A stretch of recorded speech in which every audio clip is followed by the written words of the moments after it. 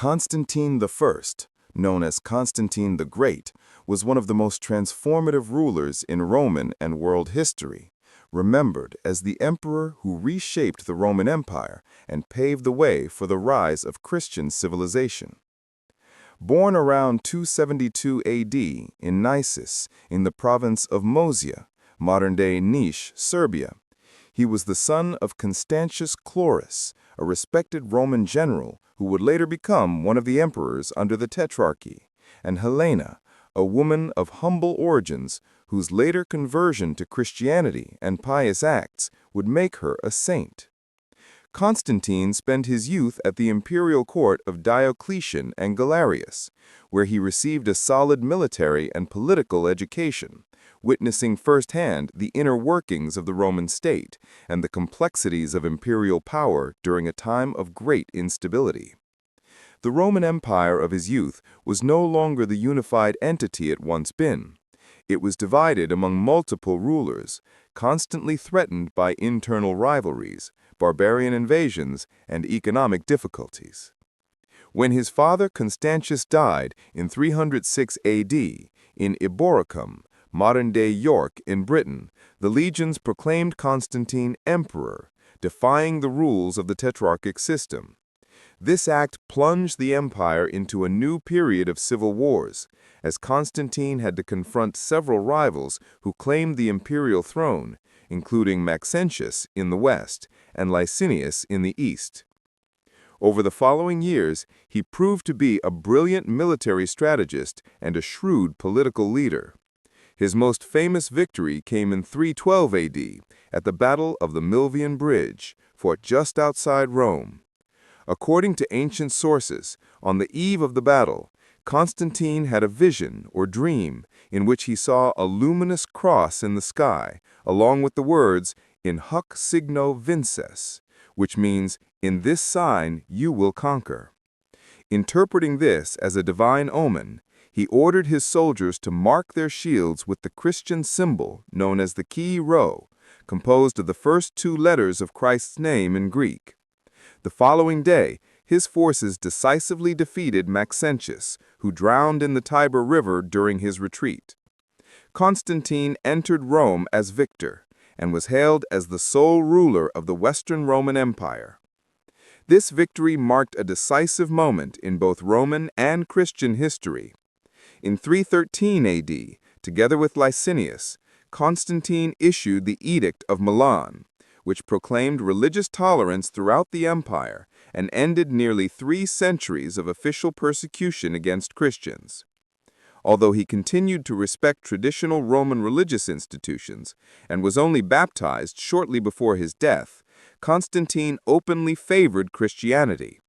He returned confiscated church property, funded the construction of great basilicas, including the first St. Peter's Basilica in Rome and the Church of the Holy Sepulchre in Jerusalem, and gave the clergy special privileges.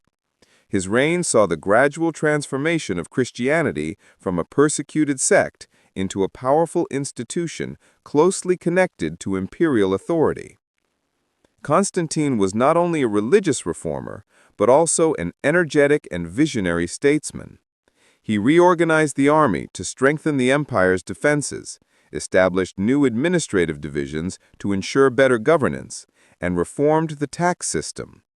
He introduced the solidus, a gold coin of remarkable stability that became the backbone of Byzantine and medieval European economies for centuries.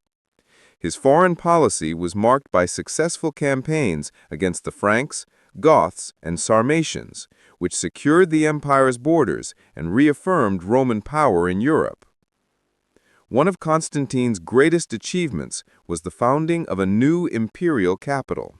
In 330 AD, he inaugurated Constantinople, modern-day Istanbul, on the site of the ancient Greek city of Byzantium, strategically located between Europe and Asia.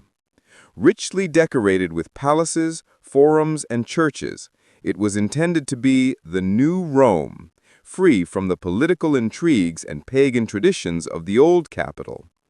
The city's strategic position made it the ideal center of administration, commerce, and defense, and it would remain the heart of the Byzantine Empire for more than 1,000 years.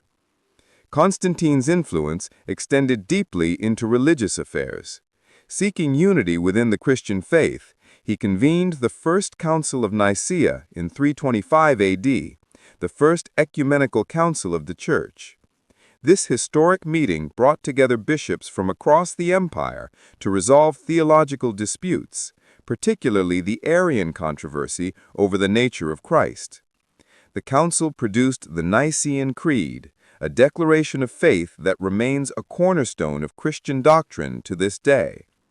Constantine's involvement in the council demonstrated the growing fusion between imperial authority and the Christian Church, a defining feature of medieval Christendom. In his final years, Constantine continued to rule as the undisputed emperor of a vast and revitalized empire.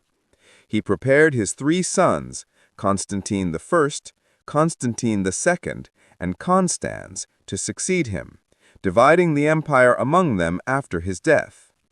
In 337 AD, while planning a campaign against Persia, Constantine fell ill near Nicomedia. He received baptism at his deathbed, thus officially joining the faith he had long protected and promoted. He was buried in the Church of the Holy Apostles in Constantinople, surrounded by 12 empty sarcophagi, symbolizing the apostles, with himself placed in the center as the 13th apostle. Constantine the Great's legacy is immense and enduring. He was the last emperor to rule a united Roman Empire and the first to embrace Christianity, setting in motion the transformation of the ancient world into medieval Christendom. His policies reshaped the empire's political geography, economy, and religion, and his creation of Constantinople ensured the survival of Roman culture for centuries after the fall of the Western Empire. Venerated as equal to the apostles in Eastern Christianity and remembered in the West as a visionary statesman, Constantine remains a pivotal figure in history, a ruler whose vision bridged the pagan past and the Christian future of Europe.